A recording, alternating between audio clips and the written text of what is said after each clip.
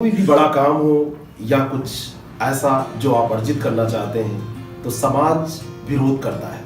समाज हमेशा पीछे खींचता है।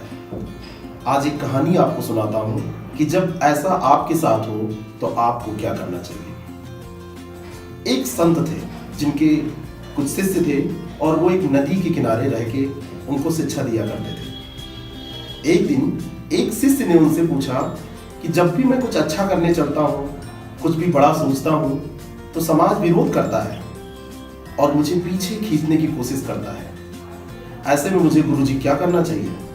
गुरुजी ने कहा, इसका उत्तर मैं कल दूंगा। अगले दिन जब सारे शिष्य इकट्ठा हुए तो गुरुजी ने उन संत ने अपने उस शिष्य को बुलाया और कहा, ये जो पास में नदी है ना, ये 3 छड़ी लो और जाकर उस नदी में मछली मारने की कोशिश करो और मुझे मछली चाहिए, मछली पकड़कर लेकर आओ। शिष्य ने तीनों छड़ियों को देखा। उसने कहा, कौन सी छड़ी लो गुरुजी? तो उन्होंने कहा, तीनों छड़ी एक तरह है, एक लकड़ी की बनी है, बिल्कुल समान है, कोई भी एक उठाओ और जाओ। उसने एक छड़ी उठाई, उसके कांटे में आटा लगाया और छड़ी को पानी में डुबाया। कुछ देर तक प्रयास करता रहा।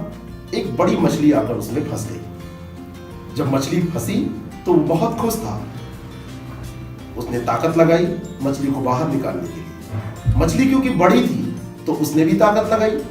दोनों तरफ से जोर आजमाइश चल रही थी और मछली अपनी ओर खींच रही थी, शिष्य अपनी तरफ खींच रहा था। गुरुजी ने कहा, और ताकत लगाओ जिससे कि मछली लेकर न जा पाए। शिष्य ने और ताकत लगाई, मछली ने और ताकत लगाई और दोनों में जोर आजमाइश इस कदर बढ़ी कि लकड़ी ही टूट गई, वो छड़ी टूट गई और मछली भाग निकली।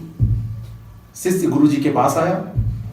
गुरुजी ने कहा, दूसरी लकड़ी उठाओ और फिर से जाओ, प्रयास करो। शिष्य गया, फिर से कांटा में आटा लगाया और कांटे को डुबोया।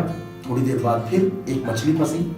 इसका भी आकार अच्छा खासा था, ताकतवर थी। गुरुजी ने कहा, इस बार पुरानी तरह ताकत मत लगाना, थोड़ा सा आसानी से, बहुत हल्के से खींचना। शिष्य ने गुरु की बात मानी, बहुत आसानी से उसको खींचने लगा। जब बहुत आसानी से वो खींच रहा था, इसी बीच में मछली ने जोर का झटका मारा और लकड़ी सहित लेकर भाग गई। शिष्य फिर निराश था, गुरुजी के पास आया। गुरुजी ने कहा, अब क्या हुआ, मछली कहाँ है? शिष्य ने कहा कि वो तो फिर से भाग गई। कैसे पकड़ा था तुमने? मैंने बहुत आसानी से पकड़ा था, जैसा आपने कहा था। पिछली बार मैं तेज पकड़ा था तो लकड़ी टूट गई थी। इस बार मैंने आसानी से पकड़ा, तब भी मछली नहीं प्राप्त कर पाया, वो लेकर भाग गई, लकड़ी सही चली गई। गुरुजी ने कहा, तीसरी लकड़ी उठाओ। तीसरी छड़ी उसने उठाई, पुनः वैसे ही कांटे में आटा लगाया और पानी में डुबोया। इस बार भी मछली थोड़ी देर बाद फंसी।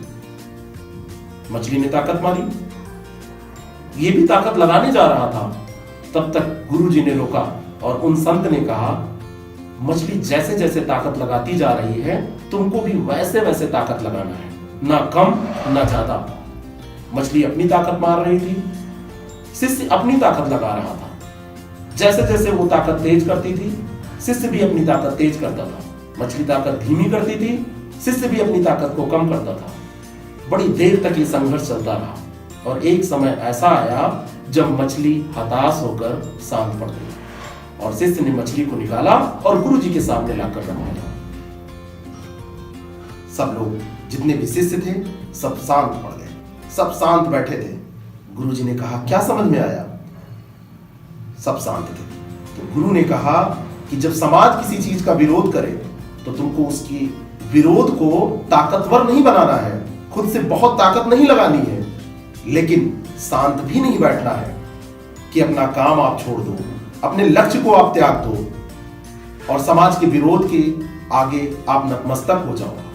जबकि होना यह चाहिए कि जैसे जैसे समाज आपका विरोध कर रहा है, आप वैसे वैसे ही अपना काम करते जाओ और आप एक दिन समाज को हताश करने में, निराश करने में सफल होंगे और आपको अपने लक्ष्य में सफलता मिल जाएगी।